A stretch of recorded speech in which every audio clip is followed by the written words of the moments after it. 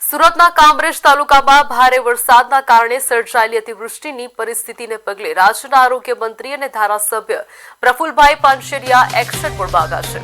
જી હા, ગાંધીનગર ખાતે બેઠક કહી શકાય કે પૂર્ણ કર્યા બાદ મંત્રીશ્રી સીધા કામરેજ તાલુકા પંચાયત કચેરી ખાતે દોડી ગયા હતા અને રાત્રે 9:30 ઉચ્ચ સ્તરીય સમીક્ષા બેઠક યોજી હતી. બેઠક બાદ જીઈબી માર્ગ અને મકાન વિભાગ, મામલતદાર અને ફાયર બ્રિગેડ સહિતના અધિકારીઓ ઉપસ્થિત રહ્યા હતા. મંત્રીશ્રીએ છેવાડાના ગામો સુધી વહીવટી તંત્રની મદદ સૌથી ઝડપી પહોંચે, વીજ પુરવઠો અને માર્ગ વ્યવસ્થા વહેલી તકે પૂર્વવત થાય તે માટે તમામ વિભાગોને સતત મેદાનમાં રહી યુદ્ધના ધોરણે કામગીરી કરવા માટે કડક આદેશ આપ્યા છે.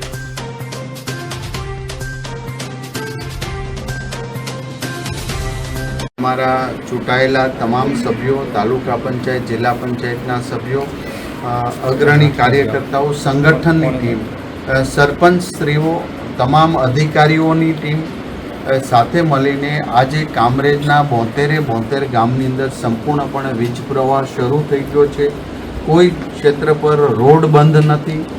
સ્વચ્છતાની કામગીરી, ડૉક્ટરની ટીમ વગેરે સાથે અમે મિટિંગ કરી છે.